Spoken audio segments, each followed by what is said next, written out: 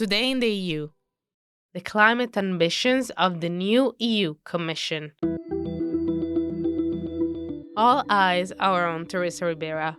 President von der Leyen tasked the Spanish politician with steering Europe's green transition while ensuring its competitiveness.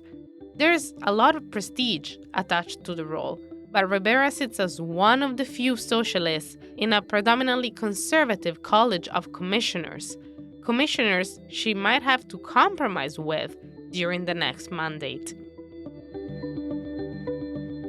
Hello and welcome. I'm your host, Giada Santana, and this is Today in the EU.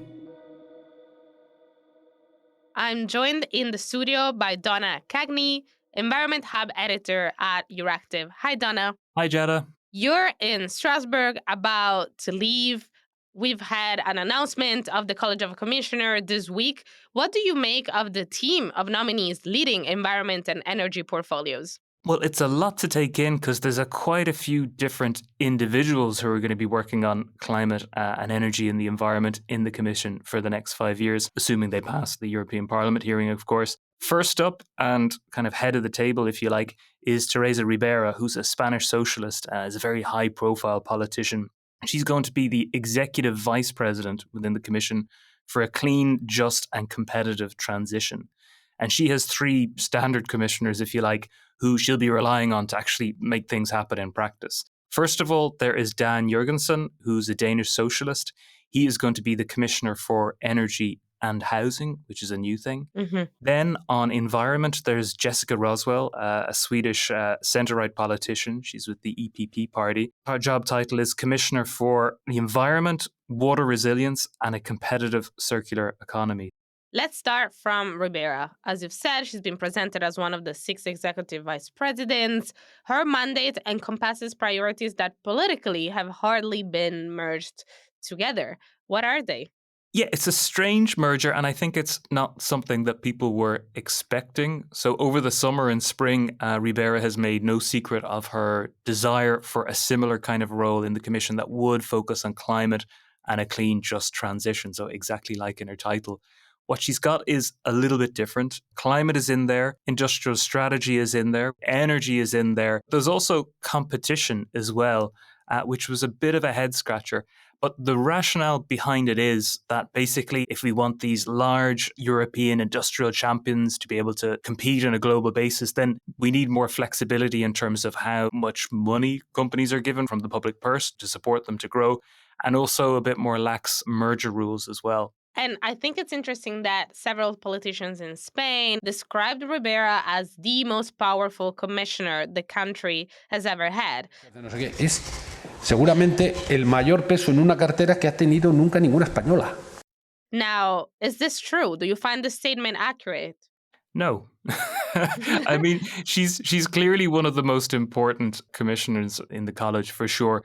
I mean, worth just taking a step back and remembering that within the College of Commissioners, every commissioner from the so-called most important to the least important, each has 1 vote and each vote counts equally. And she will have commissioners reporting to her, but at the end of the day, they're established politicians. So the position of executive vice president is very important, but it doesn't give absolute control over her colleagues. It's a very broad portfolio, which does come with power.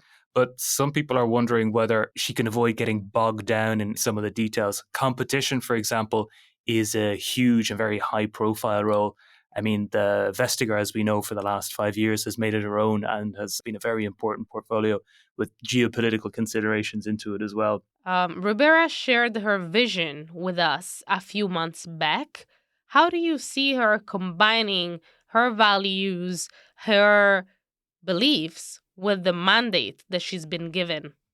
One of the interesting things my colleague Nicolas Kormeyer wrote in the hours after the announcement was that she has this socialist vision, which is very progressive, as I was saying, and about kind of working for people on the ground. A few of the commissioners she relies upon are from the EPP, from right of centre, so on environment and climate.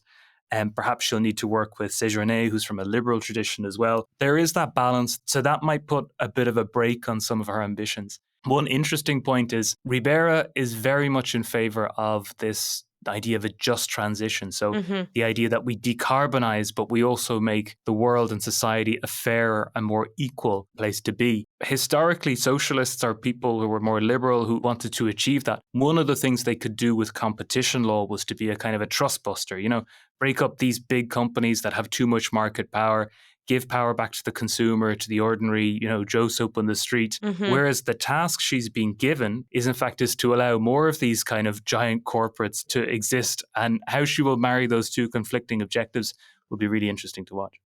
Right. Ribera is the only left leaning politician in this team. Does this hide VDL's political will to, in a way, hamper the Green Deal? When you read the mission letters, you can see that von der Leyen is fully committed to decarbonization, so fully committed to aggressive, rapid reduction in carbon emissions in time to get us to net zero by 2050. She wants to do that, but not much more. Hmm. She wants to do it in an economic way that will be good for industry, that will be good for business, that will be good for economic growth. And of course, there are references to protecting people. There's phrases like the just transition. But when you look at Ribera's mandate in the mission letter in terms of what she has to do, it's mostly framed in terms of her social mission will be achieved by lowering energy prices, Hmm. which is a very salient topic over the last 2 years because we all know what happened in 2022 and the impact that did have on households. But on the other hand, it's something that, von der Leyen will be very happy to see from a pro-business, pro-industry point of view as well. And a lot of the work has been done there already. Hmm. So some people, some observers reading these mission letters and putting them side by side and joining the dots say that perhaps Ribera has been given a lot of power, but the more socially transformative part of what she wants to do, she may find harder to achieve. And in order to do so, she will have to cooperate with the latest addition to the team, Stéphane Séjourné, a loyal Macronist, a liberal. He took the seat of Thierry Breton, who was swapped last minute this week. How can we expect the relationship between these two to work out? These guys are seasoned politicians, so I think they'll do what they need to do to make a success of their job, so they should work it out. I think the area where Ribera and Séjourné will be working together most closely on is this clean industrial strategy, which needs to come within the first 100 days of the Commission's mandate. The big question is really going to be, does the EU have a bigger budget to actually fund this industrial clean deal? So, paying for new factories to set up, supporting new technology developments, et cetera, et cetera. And that really Hmm. comes back to a much bigger question as to whether EU member states are prepared to see a bigger EU budget, either by greater contributions or where the discussion is now, common debt being issued by the EU. And as we know, that's still very much an open question. Yes, a question that the Nordics in particular will not love to hear. Swedish Jessica Roswell has been appointed as Commissioner for the Environment, and her appointment has raised criticism. What's the fuss about? So some environmentalist NGOs would not be particularly enamored with Roswell's track record. Firstly, she doesn't have much of a track record on environment, and I think she said so herself recently. Her most recent experience is as a kind of a minister for EU affairs within the Swedish government. And of course, that gave her huge exposure to Brussels and the decision-making machine there, particularly during the Swedish presidency. But she said herself that, she has a lot to learn on the environment. Sweden, in the last couple of years, hasn't had an amazing track record on climate and decarbonisation. Hmm. There's been a feeling the last couple of years maybe they've lost a bit of momentum on the current government. And then the big issue is forestry. Yes, I've seen the issue of forestry come up time and time again, but only on a superficial level. Could you explain exactly where the issue lies? So the Nordics, not just Sweden, but also places like Finland, have a lot of forests, and they've a long history of exploiting those forests commercially, producing material, particularly wood and supplies for the paper industry, all kinds of things like this. They would fiercely defend their right to use these forests. And there's a huge debate as to what is and is not sustainable forestry and what you can and cannot do. Hmm. Clearly, it's not quite the same as restoring nature and, leaving things to rewild. In that context, and given that, Roswell until now defended the Swedish position on forestry, whether she can marry that with a European role where she's meant to protect the environment, including forests. Some are skeptical that she'll be able to do that credibly. And finally, we get to Dan Jorgensen, who will be the Commissioner for Energy and Housing. He is the first Commissioner for Housing. How influential can we expect this role to be? It's a very influential role. Historically, the Energy Commissioner was not the most desired position. It wasn't seen as a top job. Obviously, the last couple of years have put energy back in the spotlight in a very big way. And I think we've a greater realization of that, what we just need to do to the energy sector to decarbonize. So there's going to be a huge amount of very high profile work there. It is interesting that the energy and the housing have been combined. In July, when von der Leyen made her pitch for re-election to the European Parliament, she did say that she would appoint a commissioner for housing. The reaction to this was, well, that's a very kind of popular thing to do because, many Europeans are getting hit by access to affordable housing.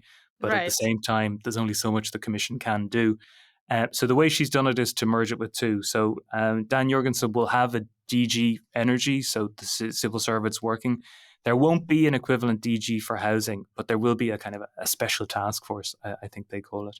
And the logic between putting them together is that a lot of what you can do in housing is not just supplying more accommodation, but doing better quality accommodation. And that means making it more energy efficient, more warmer in winter, more colder in summer, just more comfortable and energy efficient housing. So he has quite a few files under the Energy Commissioner, which would work well in that sense. And speaking about files, of course, we just got the missions of the commissioners, but what can we expect in terms of energy and environment policy moving onwards? It feels like more of the same, essentially. Essentially, just more of the same. More I of the mean, same. yeah, but I wouldn't underplay that by any means because the same has been pretty crazy for the last 5 years. It's been furious lawmaking coming up with, I think we've spoken before about this Fit for 55 package, Mm-hmm. huge amount of legislation to decarbonize Europe by 55% by 2030. Well, they're already thinking about 2040, what the carbon reduction target should be. It's likely going to be around 90%. If you do that, then during this mandate, you can need to come up with a huge amount of additional legislative packages, a bit like 55, Fit for 55, but now Fit for 1990. So expect a lot going on there. Energy markets, and particularly electricity, there needs to be real changes on the ground in terms of more renewables out there, massive expansion of the grid, more interconnections, new technologies. A lot of things that needs to happen practically, so coming on the ground. So a lot to be done there as well. Maybe one part that's interesting as well is the environment file. Over the summer, the chatter was, the Green Deal is struggling. There won't be Mm-hmm. much more to do in environment. The reality seems to be becoming a bit more nuanced. Roswell does have, quite a wide brief in terms of what she's expected to do, but it's a bit more human facing, if you like. It's nature for Mm-hmm. human welfare's sake rather than nature for nature's sake. So people like clean air, they like clean water. So Roswell is charged with working on that. They want nature to work for the economy as well. So she needs to do a circular economy act so we can reuse things and increase our independence and have more jobs and recycling, et cetera, et cetera. And then the really interesting thing, which von der Leyen flagged in a speech last week, is this idea of nature credits. Mm-hmm. It's almost monetizing nature in a sense, as in if nature gives us benefits, we need to quantify them and we need to pay the people who are preserving nature to allow that to continue, which obviously could be very interesting for farmers as well. So it's a really, really pragmatic, hard-nosed, center-right approach towards preserving the environment. Thank you, Donagh. Thanks, Giada. I'm Giada Santana, and this was Euractivist Today in the EU podcast. Visit Euractiv to stay on top of the latest news, sign up for our podcast newsletter, and if you haven't subscribed yet, you can find us on Spotify, Apple Podcasts, or wherever it is that you get your podcasts. Leave us a star review on Spotify, Apple Podcasts, or your favorite streaming platform. It will really help us spread the word about our work. This episode was produced by Miriam Sanz de Tejada and I. See you tomorrow.